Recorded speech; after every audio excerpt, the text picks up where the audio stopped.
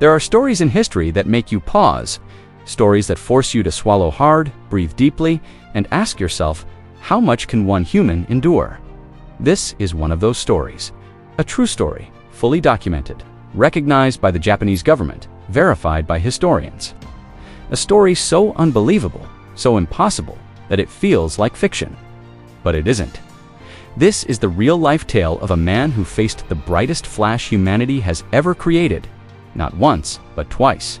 A man who stood inside the inferno of the atomic bomb in Hiroshima and then just 3 days later found himself in Nagasaki at the very moment the second bomb detonated. His name was Tsutomu Yamaguchi, and this is his survival story, the only one of its kind in human history. Before we step into this journey, tell me in the comments, where are you watching this from? And have you ever heard of Tsutomu Yamaguchi before? Because trust me, by the time you reach the end of this documentary, you will never forget his name. Make sure to like this video, subscribe, and turn on notifications, because this is not just history. This is humanity at its most fragile and most miraculous. Our story begins before the bombs, before the fire, before the blinding white light that erased cities. It begins with an ordinary man living an ordinary life. Tsutomu Yamaguchi was born on March 16, 1916, in Nagasaki, Japan. He grew up in a humble family, studied engineering, and built a life dedicated to hard work and quiet ambitions. He married his childhood sweetheart, Hisoko, and they had a son. He was not a soldier, not a spy, not a political figure, just an engineer working for Mitsubishi Heavy Industries. And in the summer of 1945, his company sent him on a temporary assignment to Hiroshima. It was supposed to be a normal business trip, just a few weeks, a routine project, a job like any other. He had no idea he was walking straight into the deadliest chapter of human history. It was the morning of August 6, 1945, a warm, quiet Monday, the kind of morning where people think about breakfast, not extinction. The kind of day where mothers hung laundry, children played in the streets, and workers prepared for another shift. Yamaguchi had just finished packing. It was his last day in Hiroshima. He was going home to Nagasaki. He was walking toward the shipyard, carrying a briefcase, thinking about his wife and son waiting for him. And then, at precisely 8:15 a.m., the world changed.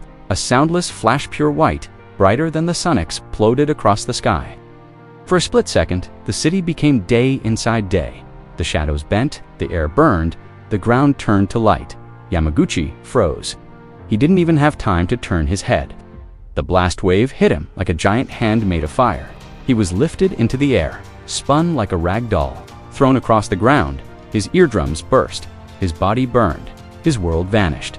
There was no city, no sky, no sound, only dust and death. He was less than 3 kilometers from the hypocenter. Somehow he was alive. When he finally regained consciousness, his arms were burned so severely that the skin hung like melted cloth.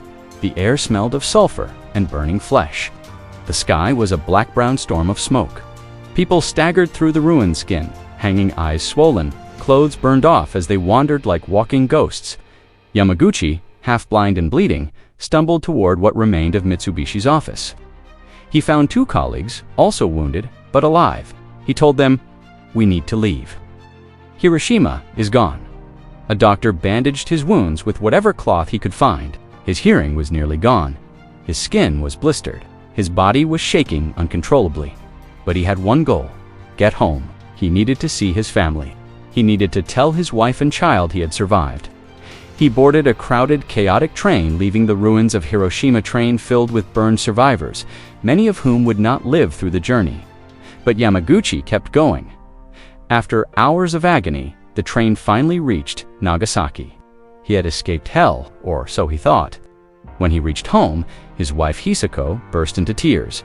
She didn't even recognize him at first. His burns were so severe, he told her everything.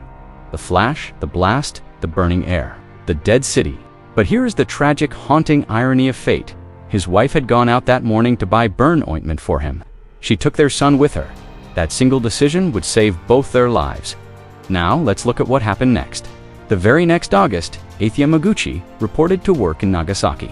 Yes, he returned to work, despite the burns, the trauma, the shock. His boss did not believe his story. When Yamaguchi said, "Sir, a single bomb destroyed Hiroshima completely," his boss laughed. "That's impossible. You must be hallucinating from trauma." Yamaguchi insisted. He described the flash, the mushroom cloud, the devastation. And right in that moment, as his boss prepared to dismiss him again, the room exploded in white light. 11:02 a.m. August 9th, 1945. The atomic bomb hits Nagasaki, the second sun, the second inferno, the second impossible survival. The shockwave slammed into the building. The windows shattered like shrapnel. The walls curled inward. But Yamaguchi was in the one place that absorbed the blaster-reinforced stairwell. His already burned body was thrown to the ground, but he lived twice. He crawled out of the rubble. The city was burning. Again, the sky was smoke. Again, people ran, screamed, collapsed. Again, he dragged his way back home, terrified of what he might find. But in a miracle of timing, his wife and child survived because they had taken shelter in a tunnel while searching for medicine. All three of them lived through Nagasaki, and the man who survived Hiroshima became the man who survived Nagasaki. Not in myth, not in rumor, not in legend, in documented, official, undeniable history. For decades, Yamaguchi lived quietly. He didn't chase fame, he didn't sell his story, he didn't demand attention. He worked, raised a family, grew old, and rarely spoke about what he had endured. It wasn't until 2009, 64 years later, that the Japanese government officially recognized him as the only confirmed survivor of both atomic bombs. A status known as Nyar Hibakusha, double bomb survivor, he became a global symbol, a living witness to the darkest weapon ever created. A reminder of human fragility and resilience. He died in 2010 at the age of 93, a man who walked through 2 atomic apocalypses and lived long enough to become a voice for peace. The story of Tsutomu Yamaguchi is a powerful testament to the human spirit. It forces us to confront the terrifying reality of nuclear weapons, but also shows us the profound strength found in the will to live. His life serves as a solemn plea for peace, a message passed down from the heart of the inferno. He once said, "My double radiation exposure is now an official record." It can tell the younger generation the horrifying history of the atomic bombings even after I die. He hoped his unique experience would not be a mere historical footnote, but a lesson for all of humanity. A lesson about our capacity for destruction and our even greater capacity for survival and peace. Imagine being burned, bruised, and broken, not once, but twice by an atomic bomb. Doctors and scientists agree, surviving either blast at close range was statistically impossible. The heat alone, over 4,000 degrees Celsius near the hypocenter, should have vaporized anyone. The shockwaves should have crushed bones and ruptured organs. Yet a man named Tsutomu Yamaguchi walked away from both. Scientists analyzed his case, pointing to sheer luck, his specific positioning, and the structural shielding around him. But even they admit nothing in science can fully explain his survival. Here's the first twist. Yamaguchi himself claimed that after the first bomb in Hiroshima, he felt an almost supernatural presence guiding him. He described it as a calm in the chaos, a voice in his mind saying, "Go home, live, tell the story." Was it a hallucination brought on by trauma, raw instinct, or something else entirely?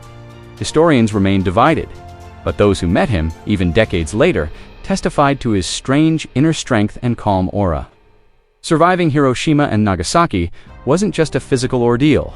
The mental scars were unimaginable. Yamaguchi's journals reveal vivid, recurring nightmares, cities burning, people screaming, bodies melting into the streets.